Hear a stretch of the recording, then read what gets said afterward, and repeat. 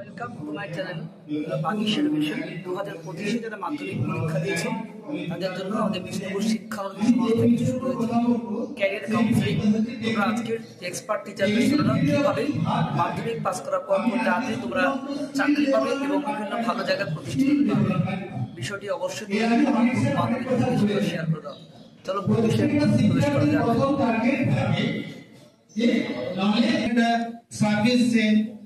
অর্জন করতে পারবে মনে হয় না। কেন না, শুধু ভালো নলেজ থাকলেই হবে না, ভালো ডিগ্রি থাকলেই হবে না, ভালো সার্টিফিকেট থাকলেও হবে না। থাকতে হবে knowledge plus skill equal to ability. অর্থাৎ আজকের দিনে এটা কিন্তু খুব প্রয়োজন। নলেজের সাথে সাথে নিজের স্কিলকে আপডেট করে নিজেদের মধ্যে একটা এবিলিটি নিয়ে আসতে হবে। সেটা কিন্তু সব ফিল্ডের ক্ষেত্রেই গ্রহণযোগ্যতা আছে। আমি মাধ্যমিক পরীক্ষার্থীদের জানাতে চাইছি যে নিশ্চয়ই প্রত্যেকের একটা গোল সেট করা আছে।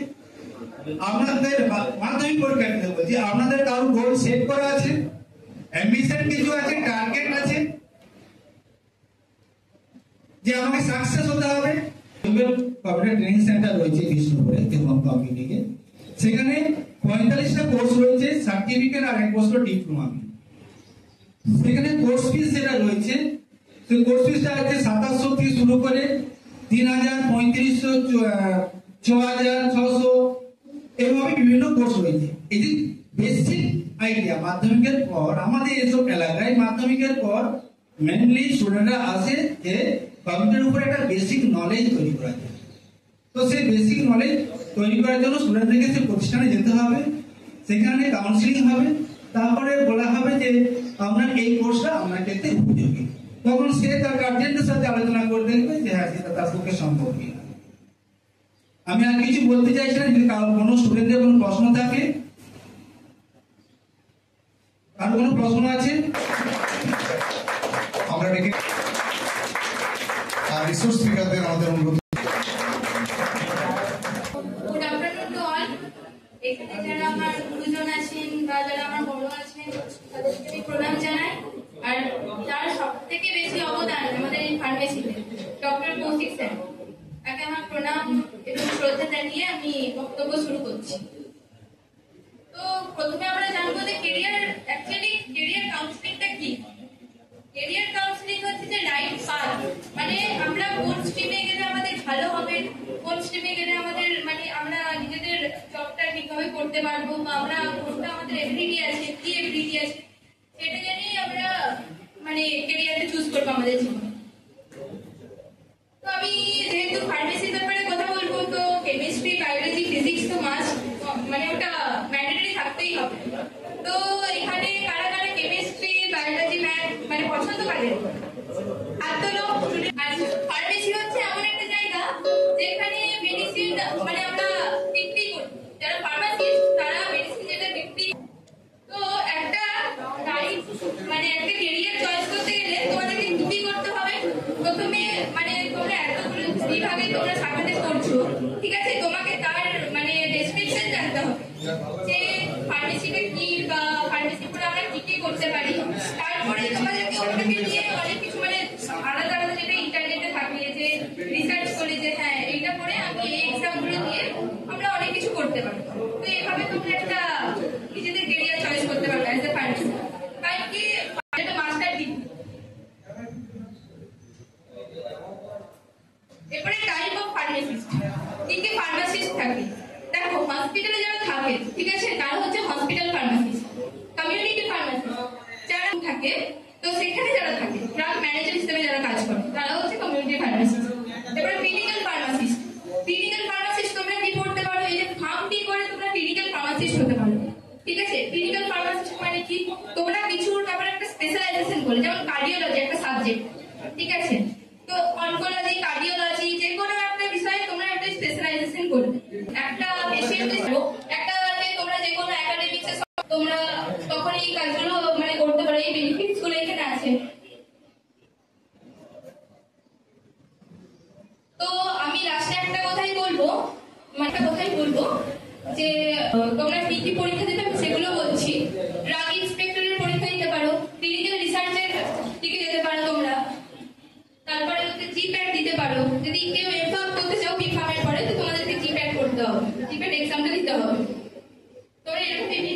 দিতে পারবো।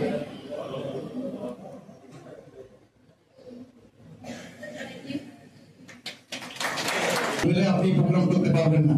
প্রবীণ সেন মানুষ সমাজ সেবক প্রবীণ সেন এখন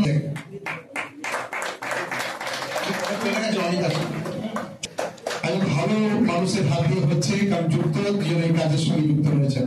ডক্টর অমিত কুমার দাস আপনারা জানেন না, আমরা গর্বিত যে আমাদের সঙ্গে রয়েছেন। অসিত কুমার মাঝি ইতিহাস বিভাগের এক্সপার্ট। আমরা ডেকে নিচ্ছি সৌমিত্র শিক্ষানুরাগী, দারুণভাবে সাহায্য করেন আমাদের সংস্থাকে নিয়ে।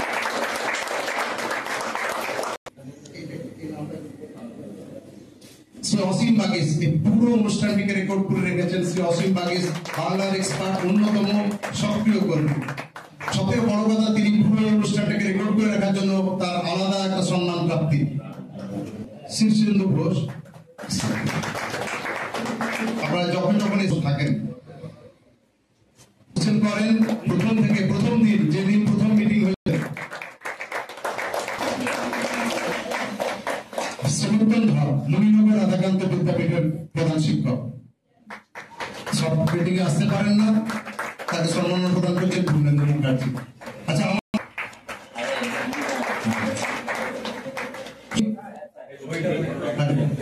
সক্রিয় কর্মী আজকেও 9:30 যেহেতু সম্পাদক সমস্ত অনুষ্ঠানে থাকেন, সমস্ত শিক্ষানুরাগী ব্যক্তিকে আপনার ফেসবুক ওয়ালে অন্তত সম্মাননাটা থাকবে। তিনি আমাদের প্রিয় সাহেব প্রবীণ দত্ত মহাশয়কে সম্মান করে দিচ্ছেন। সরকারকে আহ্বান করি, খুব ভালো প্রেজেন্টেশন হয়েছে, অনেক অনেক করছেন করবেন, একটু ভুল হয়ে গেছে। আচ্ছা, একটু সামনে থেকে আমরা যে বিষয়বস্তুর উপর আলোচনা করব সেটা হচ্ছে hotel management, hospital management, hospitality management, aviation management, cruise ship management and tourism management. এই 6টা ম্যানেজমেন্টে কিভাবে তুমি তোমার ক্যারিয়ার গড়ে তুলবে সেই নিয়ে আমি আলোচনা করছি। যে হোটেল ম্যানেজমেন্ট পাস করতে তোমাদের 2 বছর ডিপ্লোমা করতে হবে এই মাধ্যমিক পর, তারপরে তোমরা 3 বছরের ডিগ্রি কোর্স করতে পারো। তারপরে তোমরা যে কোনো একটা 5 star hotel, hospital, cruise line, aviation তুমি যোগাযোগ করতে পারো। এটা মেন বিষয়বস্তু হচ্ছে যে হোটেল, হসপিটালিটি এবং এভিয়েশন এবং ক্রুজ শিপ ম্যানেজমেন্ট এটা এখন খুবই একটা জনপ্রিয় কোর্স। তার কারণ হচ্ছে সহজেই খুব ভালো চাকরি পাওয়া যায়। আজ তোমাদের বয়স ধরো 16 বছর, 16 বছর বয়সে তুমি যদি 2 বছর ডিপ্লোমা করো তাহলে 17, 18 বছর বয়সে তুমি নিয়ার অ্যাবাউট 20,000 রুপিস স্যালারিতে জব পাবে। এবং তুমি যদি বলো যে আমি আরো একটু হায়ার স্টাডি করব, তখন তুমি ব্যাচেলর অফ ভোকেশনাল বলে যে কোর্সটি আছে ট্যুরিজম এন্ড হসপিটালিটি এবং হসপিটাল, এভিয়েশন এবং ক্রুজ শিপ ম্যানেজমেন্ট, সেটা 3 বছরের কোর্সটা করে তুমি বিদেশের জন্য যেতে পারবে। যে কোনো বড় বড় 5 স্টার হোটেল, হসপিটাল এবং বড় বড় যে কার্নিভাল ক্রুজ আছে বা তোমার রয়্যাল ক্যারিবিয়ান, এই সমস্ত ক্রুজ লাইন এবং এয়ার হোস্টেসের যে সমস্ত এয়ারলাইন্স আছে সেই সমস্ত জায়গাতে তোমরা ক্যারিয়ার গঠন করতে পারবে। আমরা দেখতে পাচ্ছি যে ট্যুরিজম সেক্টরে একটা বিরাট বড় অপরচুনিটি আসতে চলেছে। তার কারণ হচ্ছে প্রচুর পরিমাণের কোম্পানি আসছে আমাদের ইন্ডিয়াতে হসপিটালিটি ইন্ডাস্ট্রিকে গ্রো করার জন্য। প্রচুর 5 স্টার হোটেল আস্তে আস্তে ওপেন হচ্ছে। এখানে তুমি তোমার ক্যারিয়ারটা গড়ে তুলতে পারো এবং তোমার বিদেশে যাওয়ার জন্য একটা খুবই অপরচুনিটি আছে। আমাদের পাশাপাশি যে সমস্ত গ্রাম আছে, রাধানগর, জয়রামপুর, ঘোড়া,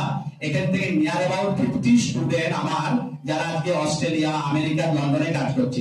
এসডিও স্যার একটা কথা বললেন যে আমেরিকাতে গেলে নাকি, যে উনি ওনার দিক থেকে বললেন যে আমেরিকা গেলে একটা ছেলে যদি 7 লক্ষ টাকা বেতন পায় তাহলে তার থাকা খাওয়া এই সমস্ত নিয়ে চলে যায়, সে ব্যাক করে। কিন্তু আমার যারা স্টুডেন্ট আছে, আমি 2017 সালে Sriramakrishna institute of hotel management প্রতিষ্ঠা করেছি। যারা 2017 আমার ব্যাচ ছিল 51টা স্টুডেন্ট নিয়ে আমি এই কলেজটা প্রতিষ্ঠা করেছিলাম। আজ আমাদের 3টে ব্রাঞ্চ আছে। যারা 2017 ব্যাচ আছে তারা আমার স্টুডেন্ট, যারা 4.5 লক্ষ টাকা ইনকাম করছে Hilton hotel, Marriott hotel, Hyatt hotel, hospitality management এবং হোটেল ম্যানেজমেন্ট কোর্স করে তারা সম্মানের সাথে কাজ করছে এবং 4 লক্ষ টাকা পর্যন্ত বেতন পাচ্ছে।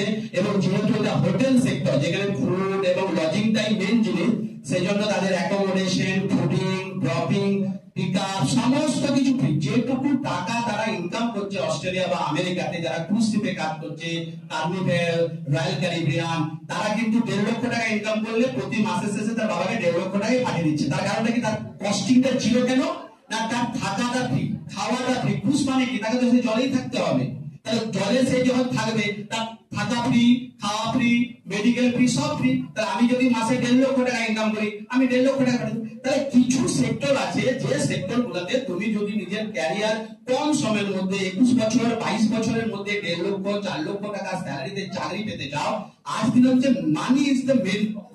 তাহলে তারপর যদি মনে হয় যে না আমার অত টাকা নেই, আমার 10-12 বছর পড়ার মানে অতটা আমার এনার্জি নেই, তাহলে আমি তাদের কাছে রিকোয়েস্ট করব তোমরা hotel management, hospitality management, aviation management, tourism management বা ক্রুজ শিপ ম্যানেজমেন্ট এই সমস্ত কোর্সগুলো চুজ করে তোমাদের বয়স যখন 19 বছর 20 বছর হবে, তোমরা একটা ভালো আর্নিং করতে পারবে যদি তোমাদের কমিউনিকেশন স্কিল এবং তোমার যদি 100% একটা ড্রিম থাকে বা একটা গোল থাকে।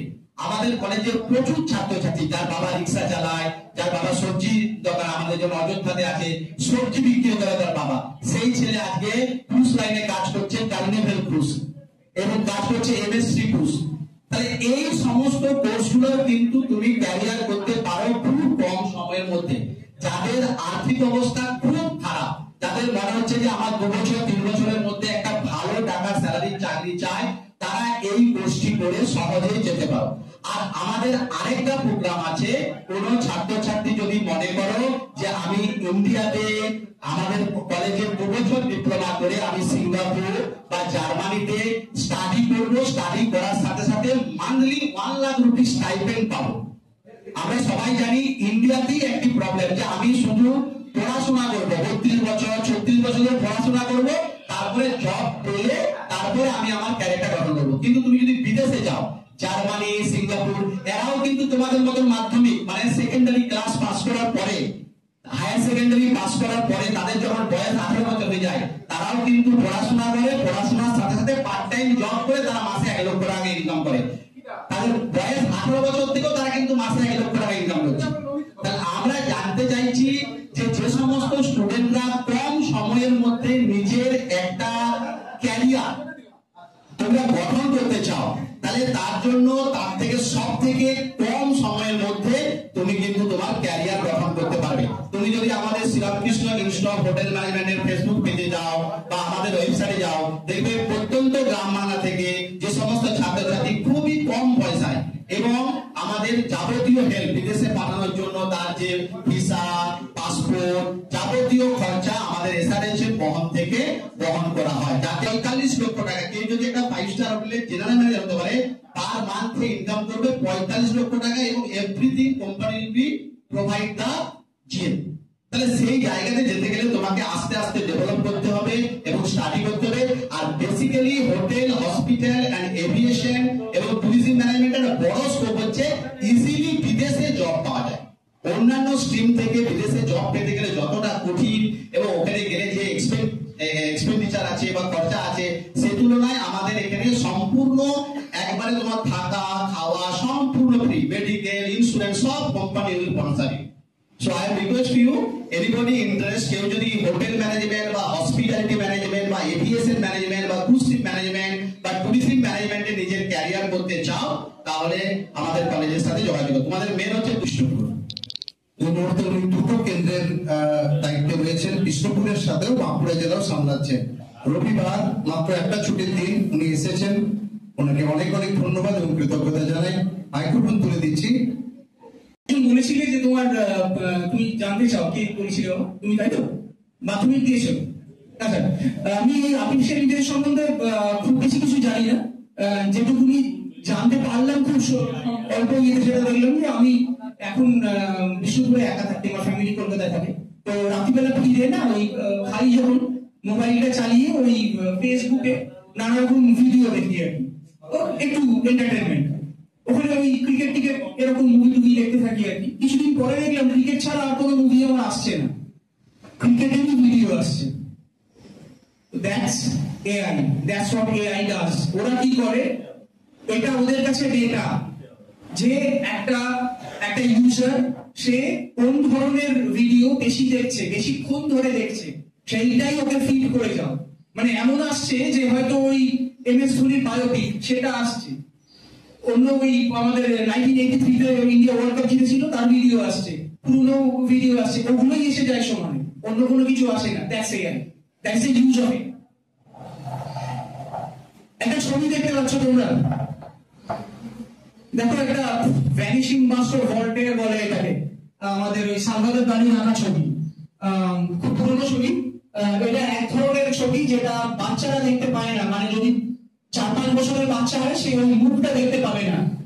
একটা মুখ দেখতে পাচ্ছ, একটা ভ্যানিশিং মুখ, ওই মুখটা একটা বাচ্চা ছেলে দেখতে পায় না। এটা psychology whole and part principle দিয়ে তৈরি করা হয়, সাইকোলজি হোল এন্ড পার্ট প্রিন্সিপালের অ্যাপ্লিকেশন। এখন মজা হচ্ছে এআই এই ধরনের ছবি মিনিটে তৈরি হয়। ডিফারেন্সটা কোথায়? সেদিন থেকে যখন একটা আর্ট তৈরি করছো সেখানে যেন সেন্স থাকে। এখানে সেন্সটা কি, ভলতেয়ার একজন সোশ্যাল রিফর্মার ছিলেন, ওই জন্য ওই স্লেভ মার্কেটের মধ্যে ওনার মুখটা দেখানো হয়েছে। কোথাও এখন দেখি ওই গুড মর্নিং মেসেজেসও চলে আসে মাঝে মাঝে, প্রকৃতির মধ্যে শ্রীকৃষ্ণের একটা অবয়ব আর কি। হ্যাঁ, তো এগুলো হচ্ছে সব এআই এর অ্যাপ্লিকেশন, মিনিটের মধ্যে তৈরি করা যায়, যেখানে সেন্সের কোনো বালাই থাকে না, আমরা ভুলে যাই আর কি। বাট ভালো, এটা তো অ্যাপ্লিকেশন গেল। কিভাবে মানে কারা এই ইয়েতে যাবো, কিভাবে কি করবো, এই জিনিসটা সবাই চেনো আশা করি, এখানে চেনো তো। নাম্বার 2, এই a plus b whole square, আমি বাইনোমিয়াল শিখেছো না? ও বাথরুমিন না, ও ডুয়েল শিখবে না, সরি আচ্ছা আচ্ছা, ওই রয়ে আছে 1 2 1 a square plus 2ab plus b square, coefficient হচ্ছে 1 2 1। তারপর দেখো কিউবেরটা পাবে 1 3 3 1। তারপর দেখো 1 4, মানে ওটা টু দি পাওয়ার 4 হলে হয়, a plus b to the power 4 হলে কোএফিশিয়েন্ট গুলো এই করা হবে, এটাকে নাম্বার 3 বলে। মজা হচ্ছে শুধু এটা ওই বাইনোমিয়ালের কোএফিশিয়েন্ট নয়, এগুলো 11 এর পাওয়ার গুলো আছে, 11 টু দি পাওয়ার 01, সেটা জানো তো। এই তারপর দেখো 11 to the power 1, 11 square 121, 11 cube 1331, 11 to the power 4 1464। দেখো 0 আর 1 থেকে 9 এর বাইরে কিছু নেই। বাইরে যদি সেটা আবার মানে ওই এটা তো আরো কম আর কি, আচ্ছা 0 আর 1 এ চলে। এবার যদি কারো মনে হয় যে না এইগুলোতে I get interest, you may come into it. আমি মোটামুটি কালকে ঘেটে যা দেখলাম, এআই এ যারা মানে তুমি তোমার ক্যারিয়ার তৈরি করতে চাও, বাবা অন্তত স্ট্যাটিস্টিক্স বা ম্যাথমেটিক্সে একটা গ্র্যাজুয়েশন ডিগ্রি দরকার, না হলে কিন্তু খুব বেশি সুবিধা হবে না। ওই ডেটাটা অ্যানালাইজ করতে না পারলে তাহলে কিন্তু এই যে বললাম যে ওই আমাকে খালি ভিডিও পাঠাতে থাকছে, ভিডিওটা আসবে না আমার কাছে যদি তুমি ওকে প্রপারলি সিলেক্ট করতে না পারো। এবার সিলেক্ট করার জন্য তোমাকে ওই ডেটাটা অ্যানালাইজ করতে হবে, সেটা শেখাবে তুমি অ্যাপ্লাইড ম্যাথমেটিক্স।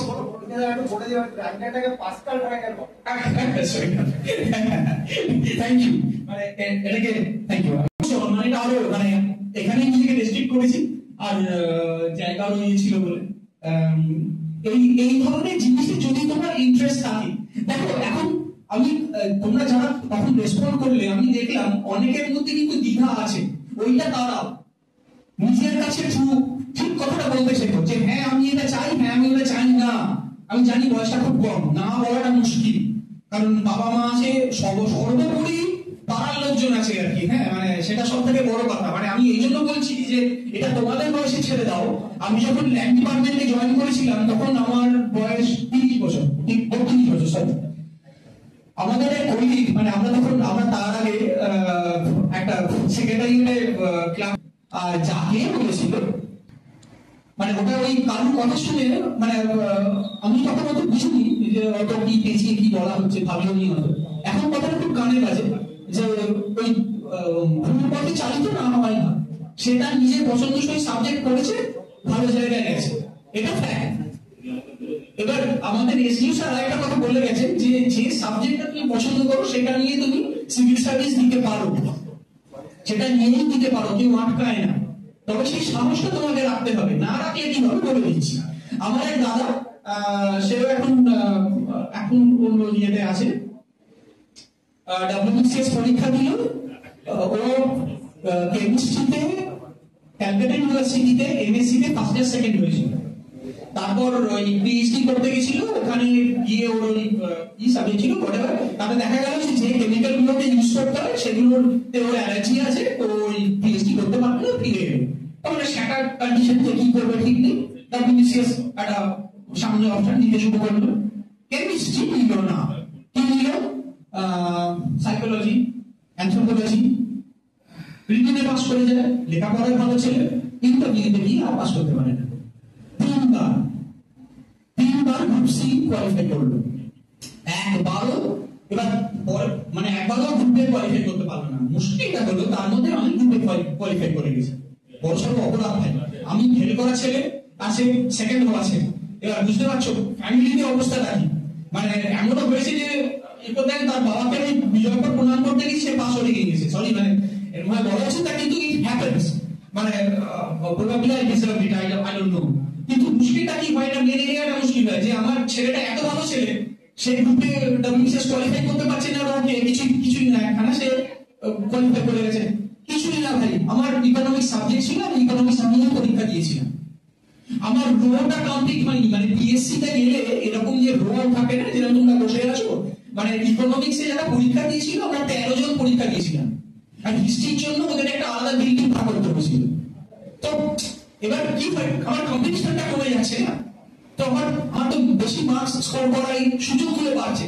যখন তুমি ভাই এই কম্পিটিটিভ এক্সাম করে একটা লড়াই, তোমার ওরা ভেবে নামতে হবে যুদ্ধটা কিভাবে জিততে হবে, ওই এটা যুদ্ধ ভাই, পরিষ্কার কথা। যখন তোমরা কেউ শরদিন্দু বন্দ্যোপাধ্যায় নাম শুনছো, শরদিন্দু বন্দ্যোপাধ্যায় ঐতিহাসিক গল্প সংগ্রহ আছে, তাতে পড়লে দেখবে যে ওখানে ওই চাণক্যকে নিয়ে একটা গল্প, চাণক্য আর চন্দ্রগুপ্ত মৌর্যকে নিয়ে গল্প আছে, যে চাণক্য চন্দ্রগুপ্ত মৌর্যকে ওই যখন আলেকজান্ডারের যুদ্ধ হচ্ছে তখন টিলার উপর দাঁড়িয়ে যুদ্ধ শেখাচ্ছেন, প্র্যাকটিক্যাল শেখাচ্ছে যে কিভাবে হয় এবং কোথায় কোথায় কুরু ভুল করছে আর কোথায় কোথায় আলেকজান্ডার ঠিক করছে এবং জিতছে। সেখানে দেখাচ্ছে যে দেখো নিয়ম মানতে গিয়ে যুদ্ধটা হেরে যাচ্ছে, আলেকজান্ডার যেখানে যেখানে দরকার নিয়ম ভেঙে জিতছে, তাতে ওর নিয়মটা মানছে না। এবং সেই দেখতে আমাদের একটা কথা আছে, লার্নিং এআই আর ডেটা সায়েন্স পড়ানো হয়, ওই কোর্স কারিকুলামে যা আছে এলিজিবিলিটি ক্রাইটেরিয়া হচ্ছে দেখো BE BTech degree with mathematics as subject or with stat degree from ISI বা স্ট্যাটিস্টিক্স লাগবে, কিছু করার নেই, নাহলে ওই লেভেলে গিয়ে পারা যাবে না।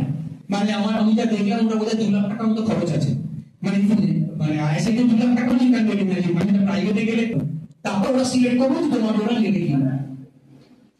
IIM ব্যাঙ্গালোর পড়ায় একটা কোর্স, এবার শুধুমাত্র এর অ্যাপ্লিকেশনটা শুধুমাত্র কিন্তু ফেসবুকে আমাকে ওই ভিডিও দেখানো নয়, এর ছাড়া আরো এটা ওয়াইড রেঞ্জ আছে এটার অ্যাপ্লিকেশনের, সেটা কিন্তু ওই হয়তো মানে মেডিসিনাল অ্যাপ্লিকেশন থেকে সবকিছুতে আসে। সেখানে আরেকটা পার্ট আছে ইনভেস্টমেন্ট, মানে তোমরা এখন অনেক ছোট, এগুলো তোমাদের বোঝানোটা মুশকিল। যে ধরো শচীন তেন্ডুলকরের নাম শুনেছো? শচীন তেন্ডুলকর 2001 সালে LIC শুনেছো তোমরা কেউ? LIC life insurance corporation of India, LIC এর কাছে আমি খুব দিয়ে দেবো এটা লেখালে।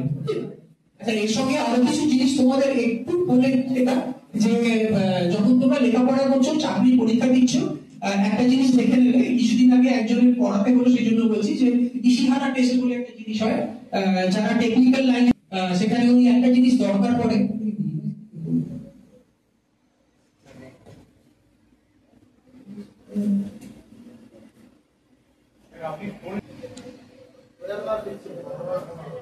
আমি পড়তে পারি, আমি কালার লাইন, তাতেও পড়তে পারি।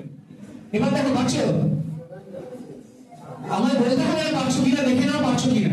যদি না পারো তাহলে কিন্তু পুলিশ, মিলিটারি এগুলোতে কিন্তু অফ করবে না। আমি করিনি, আমার সামনে থেকে একজনকে বার করে দিয়েছে এবং দেখে সেটাকে যদি না থাকে তাহলে ওগুলোতে কিন্তু অফ করবে না। বলার ছিল সেটা হচ্ছে যে তোমাদের কারো সিউ প্রেফারেবল, পয়েন্ট সাইজ নাম যখন লিখবে 16 পয়েন্ট লিখবে বড় করে, পরে যখন সেকশন টাইটেল আসবে সেটাতে 14 পয়েন্ট টেক্সট, 12 থেকে 11, তার বেশি আর মানে তার নিতে না নামাই ভালো, তার থেকে ছোট না করাই ভালো। ধরো কেউ বলেছে আমি আইএস আইপিএস হতে পারি, মেয়েরা বিশেষ করে হতে চাই, ড্রেস কোড, আমি জানি না কেন শাড়ি পরে গেছে, আমি দেখিনি, মানে আমার যারা কলিগ আছে যারা ডব্লিউবিসিএস পাস করেছে তারাও ইন্টারমিডিয়েট শাড়ি পরেই গেছে। সালোয়ার কামিজ পরে যাওয়া যায়, কিন্তু যাইনি কেন বলতে পারবো না। ওই গয়নাগাটি পরে যাবে না, ওটা ফ্যাশন শো নয়। আর চুলটা মানে বেশি কিছু কায়দা করতে ইয়ে করে যাবে না।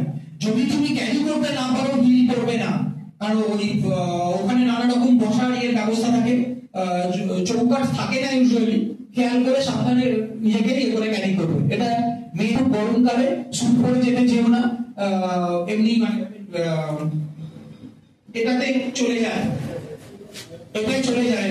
হ্যাঁ, তবে হ্যাঁ জুতোটা কিন্তু চলবে না, জুতোটা ফিতে বাঁধা জুতো হতে হয় তবে ইন্টারভিউতে। These are all wrong postures of sitting. এইরকম ভাবে বসবে না।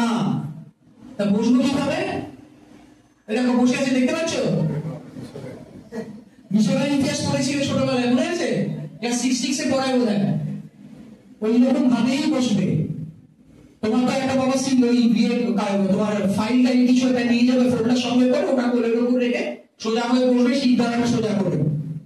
তোমাকে নানা রকম কায়দার চেয়ার দেওয়া হবে, যখন উত্তর দেবে কথা বলবে, তুমি প্রশ্ন যে মানে ইন্টারভিউ বোর্ড থাকে 5-6 জন থাকে নাকি, কোনো একজন প্রশ্ন করবেন তোমাকে, উত্তর তুমি সবাইকে দেবে। সে ধরো আমি এখন বলছি, আমি যদি শুধু একজনের দিকে তাকিয়ে বলে যাই আর কি, ওনাকে আমার খুব পছন্দ, আমি ওনার দিকে তাকিয়ে বলে যাচ্ছি, বাকি কেউ আছে আমি দেখছি না, তোমাদের কি মনে হবে লোকটা কি করবো? দেখো তোমরা ইউ আর দ্য রিসিভিং এখানে, আর তুমি যেখানে ইন্টারভিউ দিবে সেটাই বলা। একটা উৎকর্ষ বাংলা বলে একটা ওয়েবসাইট আছে, তোমরা জানো কি? এতে দেখবে উৎকর্ষ বাংলা, উৎকর্ষ বাংলায় দেখবে হয়নি আছে কোনো 18 হয়নি, তো 18 হলে পরে এমপ্লয়মেন্ট ব্যাংকে নামটা রেজিস্টার করতে হয়। করে রাখলে সুবিধা হয় যে আমাদের এই যে বিভিন্ন প্রোগ্রামগুলো যেগুলো বলে গেলে যে ফ্রিতে স্পেশাল কোচিং করানো হয় সরকারি চাকরির জন্য, এগুলো সব ফ্রিতে পাওয়া যায় আর কি। তো সেগুলোর জন্য এমপ্লয়মেন্ট ব্যাংক একটা পোর্টাল আছে, সেই পোর্টালে নামটা রেজিস্টার করে রাখতে হয়। মাধ্যমিক অ্যাডমিট কার্ড সে তোমার ওই এমপ্লয়মেন্ট ব্যাংকেই নাম দেবো আর পাসপোর্টই করাও ভাই, ওটাই যত্ন করে রাখবে যা যেভাবে পারো। আর না হলে আরেকটা ওরা কোথায় নেয় এখনো, সেটা হচ্ছে ওই মাধ্যমিকের certificate, whatever it is, admit কার্ডটাই মোস্ট অ্যাকসেপ্টেবল। এছাড়া উৎকর্ষ বাংলা বলে একটা পোর্টাল আছে, সেখানে দেখবে পোর্টালটা খুললে বাঁ দিকে একটা ছোট্ট নিচে বাল্ব চলে, মানে আজকে যে তোমরা বিভিন্ন প্রশ্নগুলো করছিলে যে whether I am suitable for a job or not, সেই উত্তরটা তুমি ওইখান থেকে পাবে। ওখানে তোমায় 50টা প্রশ্ন করা হবে, সেগুলোর ঠিক উত্তরটা তোমায় দিতে হবে, ভুল উত্তর দেবে। তো যদি কোনো কিছু অ্যাচিভ করতে চাও ওটা লেগে থাকতে হবে, যদি সেই তার সুযোগটা থাকে ভেবে চিন্তে সেটা একটু ইয়েতে লেগে থাকতে হবে, একটু খাটতে হবে, লেখাপড়া করতে হবে, ওই একদম ফোকাস করে লেখাপড়াটা করতে হবে, এইটুকুনি দরকার। কাজে মনে করো না যে আমাদেরকে ভাতে তুলে দিয়েছে, আমি এখানে বসে খুব আমি চাকরি করছি, খুব আনন্দের সঙ্গে পেয়ে গেছি। মানে ডব্লিউবিসিএস যখন পরীক্ষা ছিল, আমি এটা আমার দোষ, আমি যখন জানতে পেরেছিলাম তখন আর 21 দিন বাকি ছিল পরীক্ষা। তো ওই 20th ডে থেকে আমি পড়াশোনা শুরু করেছিলাম। একটা জিনিস করে নিতাম, তখন বোধ হয় আমাদের 8খানা সাবজেক্ট ছিল, প্রতিদিন 8টা সাবজেক্টের একটু করে পড়তাম। প্যারামেডিক্যাল কলেজ পিআইএমএস থেকে এসেছেন, উনি অনেক আগে এসেছেন, আমরা মার্জনা চেয়ে নিচ্ছি ওনার কাছ থেকে। ওই একদম প্যারামেডিক্যাল স্যার কি বলবেন আপনি? আমাদের যা প্রশ্ন থাকবে, যা প্রশ্ন থাকবে সব গ্রুপে দেখা যেতে পারে, অথবা আমাকে করা যেতে পারে, আমার নাম্বার জানা আছে, সেই প্রশ্ন আমরা এক্সপার্টকে পাঠাবো, কারো জিজ্ঞাসা থাকলে বলবো। কিন্তু যে জিনিসটা হলো না, সময় অনেকটাই হয়ে গেছে, তাই যতটা ব্রিফলি আর ইনফরমেটিভ ভাবে বলা সম্ভব আমি বলার চেষ্টা করছি। আর এখানে ভালো লাগে, অথচ ফিজিক্স কেমিস্ট্রিটা হয়তো ভালো হচ্ছে না, বায়োলজি ভালো লাগে, তারা প্লিজ একটু কনসেন্ট্রেট করো। তো এখনকার দিনে যেটা একদম গ্রাউন্ড রিয়েলিটি আমরা জানি যে কোনো স্কিল ডেভেলপ না করলে কেরিয়ার অপশনটা অনেকটাই ন্যারো হয়ে যাচ্ছে। তো এইরকম একটা সিচুয়েশনে এই টাফ কম্পিটিটিভ যে জব মার্কেট আছে এখানে সার্ভাইভ করার জন্য এই প্যারামেডিক্যাল সায়েন্সটা একটা খুব ডিমান্ডিং অপশন হয়ে উঠেছে এখন। আর এবং যেসব স্টুডেন্টদের বায়োসায়েন্সে ইন্টারেস্ট আছে, কম সময়ের মধ্যে সেটেল হতে চায় বা জব পেতে চায়, তাদের জন্য খুবই ইম্পর্টেন্ট একটা কোর্স হচ্ছে প্যারামেডিক্যাল সায়েন্স। তো প্যারামেডিক্যাল সায়েন্স অ্যাকচুয়ালি খুব একটা ভাস্ট এরিয়া, এর আন্ডারে অনেক সাবজেক্ট আছে, বাট এখন তো অতটা টাইম নেই। তো যেগুলো মোস্ট কমন কয়েকটা 2-3টে সাবজেক্ট ওগুলো ডিসকাস করবো, আর তারপর এলিজিবিলিটি ক্রাইটেরিয়া যা যা লাগে, কিভাবে আমরা পড়তে পারবো, আমি সবই ডিসকাস করবো। সো মোস্ট কমন যে সাবজেক্ট গুলো আছে বা কোর্স গুলো আছে প্যারামেডিক্যাল সায়েন্সের আন্ডারে, সেটা হচ্ছে ফার্স্টে মেডিকেল ল্যাবরেটরি টেকনোলজি, এটা মোস্ট ইম্পর্টেন্ট একটা, operation theatre technology, critical care technology, radiology, physiotherapy, এগুলো হচ্ছে মোস্ট ইম্পর্টেন্ট। আরো আছে ডায়ালাইসিস টেকনোলজি, এগুলো আছে। সো ফার্স্টে আমরা ব্রিফলি দেখে নেব যে এটা one of the most important course in the paramedical science. This is medical laboratory technology. এটা মেইনলি ডিল করে মানে আমাদের যে বডি ফ্লুইড আছে, ব্লাড, হরমোন ইত্যাদি ডায়াগনোসিস করা হয়, আর ডায়াগনোসিসের মাধ্যমে বিভিন্ন প্যারামিটার ডিটেক্ট করে বিভিন্ন টাইপের ডিজিজ ডিটেক্ট করা হয়। সো তোমরা বুঝতেই পারছো, কোনো একটা পেশেন্টের ট্রিটমেন্টের জন্য যদি তার ডায়াগনোসিস ঠিক না হয়, কখনোই ট্রিটমেন্ট ঠিকঠাক হবে না। তো আশা করছি তোমরা বুঝতে পারছো এটার ইম্পর্টেন্স কতটা মানে মেডিকেল সেক্টরে আর কি। আর এটার উপর কোর্স হয় ডিপ্লোমা ইন মেডিকেল টেকনোলজি হয়, যেটা ডিএমএলটি কোর্সটা অনেকের কাছে পরিচিত, নাম শুনেছি হয়তো। ব্যাচেলর হয়, যেটাকে শর্ট ফর্মে ডিএমএলটি বলা হয়, এবং এটার উপর মাস্টার্স এবং পিএইচডিও করা যায়, but mainly DMLT and BMLT কোর্সটাই মোস্টলি পপুলার। এরপর এই কোর্সের আমরা স্কোপ যেগুলো আছে ওগুলো দেখে নেব। এখানে যারা এই ডিগ্রি হোল্ডার, ডিপ্লোমা, ব্যাচেলর, বিভিন্ন রকম পোস্টের জন্য অ্যাপ্লাই করতে পারে। ক্লিনিক্যাল ল্যাবরেটরি টেকনিশিয়ান, তারপরে blood bank technician, histo technologist. Histo technologist হচ্ছে মেইনলি বায়োপসি, তোমরা টার্মটা শুনে থাকবে, বায়োপসি রিলেটেড বায়োপসি ল্যাবে যারা টেকনিশিয়ান, এটা হিস্টো টেকনোলজিস্ট বলা হয়। এছাড়া ল্যাব ম্যানেজার, ল্যাব সুপারভাইজার, বা তোমরা লেকচারশিপেও যেতে পারো। আর একটা কথা এখানে মেনশন করে দিই, এখানে যে যে পোস্টগুলো বলা হয়েছে ওগুলো প্রাইভেট সেক্টর তো বটেই, গভর্নমেন্ট সেক্টরেও এই পোস্টগুলো সমস্ত আছে। অর্থাৎ তোমরা এই কোর্সগুলো করে যে কোনো মানে মেডিকেল রিলেটেড গভর্নমেন্ট জবগুলোর জন্য অ্যাপ্লাই করতে পারবে। একটা গুগলে তোমরা সার্চ করতে পারো ডাব্লিউ হেলথ বলে, নোট করে নিতে পারো। সার্চ করলেই ডাব্লিউ হেলথের যে ওয়েবসাইটটা আসবে, তোমরা ওখানে রিক্রুটমেন্টের আন্ডারে নোটিফিকেশন গুলো চেক করলে দেখতে পাবে প্রতি মাসে অনেক এরকম পোস্ট নিয়োগ করা হয়ে থাকে এই ডিএমএলটির উপর, বা পরবর্তীকালে যে কোর্স গুলো আমি বলছি ওগুলোর উপর। তো এগুলো সবই গভর্নমেন্টেও আছে, আর হাতেও এরকম প্রচুর রিক্রুটমেন্ট করা হয়। এইসব ওয়েবসাইটে দেখতে পেলেও গেলেও তোমরা এই কোর্স গুলো দেখতে পাবে। নেক্সট হচ্ছে যে কোর্সটা বলবো সেটা হচ্ছে অপারেশন থিয়েটার টেকনোলজি। এখানে মেইনলি নামটা শুনে তোমরা আন্দাজ করতে পারছো, অপারেশন থিয়েটারে যে মেশিনারি বা ইকুইপমেন্টস যেগুলো ইউজ করা হয় সেগুলো মেইনলি হ্যান্ডলিং বা যেগুলো ওটার মেকানিজম, টোটাল ওভারঅল প্রসেসটা এই কোর্সে শেখানো হয়। এই কোর্সটারও ডিপ্লোমা হয়, ব্যাচেলর হয়, ডিওটিটি বা ডিওটিটি বলা হয়, যেটা এটার মাস্টার্স হয়ে থাকে। এবার স্কোপ গুলো বলছি, এটারও অনেক মানে যে কোনো ওটিটি ক্যান্ডিডেট বিভিন্ন টাইপের পোস্টের জন্য অ্যাপ্লিকেবল। মেইন যেগুলো হচ্ছে operation theatre technologist, surgical assistant, anaesthetic assistant, তারপরে ওটি ইনচার্জ, বিভিন্ন পোস্টের জন্য অ্যাপ্লাই করতে পারবে। আর এই ক্ষেত্রেও গভর্নমেন্ট সেক্টরেও এই পোস্টগুলো সব আছে। তখন নেক্সট যদি যাও, আইসিইউ ডিপার্টমেন্টটা নিশ্চয়ই চোখে পড়ে থাকবে, বা সিসিইউ, এই ডিপার্টমেন্ট গুলো তোমাদের চোখে পড়ে থাকবে। তো এবার আইসিইউ বা সিসিইউ ডিপার্টমেন্ট, যেটা ফুল ফর্ম হচ্ছে ক্রিটিক্যাল কেয়ার ইউনিট আর ইন্টেনসিভ কেয়ার ইউনিট। এই ইউনিট গুলোতে যারা মেশিন হ্যান্ডলিং করে থাকে বা অন্যান্য ইকুইপমেন্ট হ্যান্ডলিং করে থাকে, বা ডক্টরদের যারা অ্যাসিস্ট করে থাকে, তাদের ক্রিটিক্যাল কেয়ার টেকনোলজিস্ট বলা হচ্ছে। তো এই ক্ষেত্রেও মানে যে কোনো অপারেশন, মানে খুব ইম্পর্টেন্ট কোনো অপারেশনের ক্ষেত্রে এটা কোর্স স্কোপ গুলো আমরা জেনে নেব। এটার বিভিন্ন পোস্টের জন্য অ্যাপ্লাই করতে পারবেন, যেমন হচ্ছে ক্রিটিক্যাল কেয়ার টেকনোলজিস্ট, তারপরে আইসিইউ টেকনিশিয়ান যেটা ইন্টেনসিভ কেয়ার ইউনিট টেকনিশিয়ান, তারপরে প্রজেক্ট ম্যানেজার হসপিটাল অ্যাডমিনিস্ট্রেশনের জন্য অ্যাপ্লাই করতে পারবেন। আর এই ক্ষেত্রেও আগেরগুলোর মতোই গভর্নমেন্ট সেক্টরেও বা এইমস বা ইভেন বিভিন্ন অন্যান্য স্টেটের যে মেডিকেল সেক্টরেও এখান থেকে নিয়োগ করা হয়। আর বিভিন্ন মানে বিশ্বগুলো আছে, হয়তো ফিজিওথেরাপি সেন্টার আছে অনেক। সো এটার মাধ্যমে গভর্নমেন্ট জব বা প্রাইভেট জব তো অবশ্যই, ফিজিওথেরাপি সেন্টারও যদি কারো ওপেন করে ইন্টারেস্ট থাকে এই কোর্সটা করতে পারো। এখানে মেইনলি কোনো পেশেন্টের মেজর বা মাইনর কোনো ইনজুরি হলো বা অ্যাক্সিডেন্ট হলো বা বোন ডিসলোকেশন, এরকম কেসে বিভিন্ন এক্সারসাইজ বা মেকানিক্যাল কোনো এক্সারসাইজের মাধ্যমে এটার পেশেন্টের হেলথ ইমপ্রুভ করার কাজটা করে থাকেন একজন ফিজিওথেরাপি ব্যাচেলর, ডিপিটি আর ডিপিটি যেটাকে বলা হচ্ছে। এটার স্কোপ সেটা বলতে গভর্নমেন্ট প্রাইভেট সেক্টরে জব তো আছে, যেমন বিভিন্ন টাইপের ফিজিওথেরাপিস্ট হয়ে থাকে, paediatric physiotherapist, orthopaedic physiotherapist, neurological physiotherapist দেখতে পাবেন। এখানেও অনেক রিক্রুটমেন্ট করা হয়। আর এছাড়া লেকচারশিপের দিকেও যাওয়া যায়। আর আরেকটা ব্যাপার হচ্ছে এখানে আপনি যদি ফিজিওথেরাপি নিজস্ব একটা স্টার্টআপ করতে চান, বিভিন্ন সিটিতে বিষ্ণুপুরেও আছে, আপনারা দেখতে পাবেন ফিজিওথেরাপি সেন্টার, ওটাও করতে পারেন।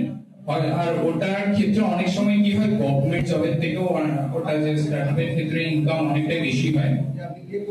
এটা হচ্ছে ফিজিওথেরাপি বললাম, এলিজিবিলিটি ক্রাইটেরিয়া প্রায় সেম। তো প্লিজ একটু কনসেন্ট্রেট করে শোনো। এটার জন্য এইচএস লেভেলে ফিজিক্স, কেমিস্ট্রি, বায়োলজি এসেনশিয়াল। আর এই ক্ষেত্রে একটা কথা বলে দিচ্ছি, অনেক প্রাইভেট ইনস্টিটিউট আমি দেখেছি এখন আর্টস ব্যাকগ্রাউন্ড বা অনলি বায়োলজিক্যাল ব্যাকগ্রাউন্ডেও ওরা অ্যাডমিশন নিয়ে নেয়। অ্যাডমিশন হয়তো নিয়ে নেয়, ডিগ্রিও পেয়ে যাবে, বাট আমি সবাইকে রেকমেন্ড করবো ওই রকম কোর্সগুলো করো না। ওরকম কোর্সগুলো করলে হয়তো প্রাইভেটে কোথাও জব পেতে পারো, বাট গভর্নমেন্ট সেক্টর বা এইমস বা সেন্ট্রাল হেলথ করবে তখন তুমি এলিজিবল হবে। ডিপ্লোমা কোর্সের জন্য স্টেট মেডিকেল ফ্যাকাল্টি বলে আমাদের একটা মেডিকেল ফ্যাকাল্টি আছে, ওনারা একটা এন্ট্রান্স এক্সামিনেশন কন্ডাক্ট করেন। আপনারা নোট করে নিতে পারেন চাইলে। এক্সামিনেশনটার নাম হচ্ছে SMFWW। এটা হচ্ছে ওদের এন্ট্রান্স এক্সামিনেশন। এলিজিবিলিটি ক্রাইটেরিয়া বললাম, ফিজিক্স, কেমিস্ট্রি, বায়োলজি লাগে। ওদের 100 মার্কসের পরীক্ষা হয়। পার্ট 1টা থাকে ফিজিক্স কেমিস্ট্রি আর পার্ট 2টা থাকে বায়োলজি। ওটা একটা কাট অফ থাকে, কাট অফ ক্লিয়ার করলে তারপর কাউন্সিলিং এর বেসিসে আপনি গভর্নমেন্ট পেতে পারেন, বা গভর্নমেন্ট না পেলেও স্টেট মেডিকেল ফ্যাকাল্টি অ্যাপ্লিকেশন নিয়ে অনেক প্রাইভেট ইনস্টিটিউট, যেমন আমাদের ইনস্টিটিউট যেটা বিষ্ণুপুর ইনস্টিটিউট অফ, আমাদের ইনস্টিটিউটে মেইনলি যে কোর্সগুলো অফার করা হয়, diploma in medical laboratory technology বা DMLT, diploma in operation theatre technology বা ডিওটি, আর diploma in critical care technology বা ডিসিসিটি, আর ডিপ্লোমা ইন ফিজিওথেরাপি। এই কোর্সগুলো আমাদের ইনস্টিটিউটে অফার করা হচ্ছে। আপনারা গুগলে সার্চ করতে পারেন BIMS শর্ট ফর্ম, ফুল ফর্মটা হচ্ছে Bishnupur public institute of medical science, তাহলে নোট করে নিতে পারেন। ওটা গুগলে সার্চ করবেন, ফার্স্ট একদম যে রেজাল্টটা আসবে আমাদের ওয়েবসাইটটা আসে, ওখানে গেলে সমস্ত ডিটেইলস আপনি পেয়ে যাবেন। Contact number, WhatsApp number, email সবই পেয়ে যাবেন।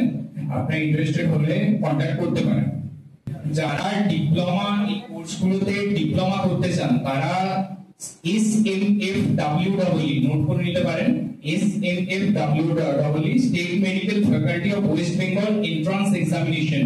এটা পরীক্ষাটার নাম। ফিজিক্স, কেমিস্ট্রি, বায়োলজি থেকে কোয়েশ্চেন আসে। আর কোয়েশ্চেন খুব একটা মানে নিট আমরা যেভাবে জানি যতটা টাফ হয় অতটা টাফ হয় না, একদম বেসিক কোয়েশ্চেন আসে। মানে তোমরা 11-12 জেনারেলি মানে বোর্ড এক্সামে যেরকম লেভেলের হয় ওই রকমই লেভেলের হয়ে থাকে। বায়োলজি, বায়োটেকনোলজি এখনকার দিনে খুবই একটা অ্যাপ্লিকেবল কোর্স। মাইক্রোবায়োলজিতে মাস্টার ব্যাচেলর মাস্টার ডিগ্রি দুটোতেই, microbiology, biotechnology, bachelor master degree দুটোই अवेलेबल আছে বিভিন্ন গভর্নমেন্ট এবং প্রাইভেট কলেজ দুটোতেই। তো এবার মাইক্রোবায়োলজি মাস্টার ডিগ্রি করার পর আপনি বিভিন্ন প্রাইভেট সেক্টরে জবের জন্য অ্যাপ্লাই করতে পারেন। আর যদি ফিউচারে একাডেমিক্সে থাকতে চান, পিএইচডি করে আপনি রিসার্চ লাইনে বিভিন্ন রিসার্চ প্রজেক্টের সাথে যুক্ত হতে পারেন বা লেকচারশিপে যেতে পারেন। আর শুধু মাস্টার্স করার পর প্রাইভেট সেক্টরে অ্যাপ্লাই করতে পারেন। আর অনেক সময় হেলথ সেক্টরে মাইক্রোবায়োলজিস্ট রিক্রুট করা হয় এমএসসির উপর, এমএসসির বেসিসে। হ্যাঁ, আমরা আসল জোড়া আসল না, তুমি দাঁড়িয়ে না কি হবে, এমনিতে কারোর ছবি আসবে না, কিন্তু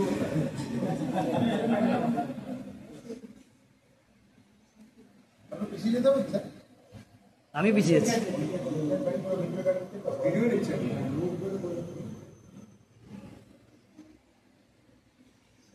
ঠিক আছে, ওকে।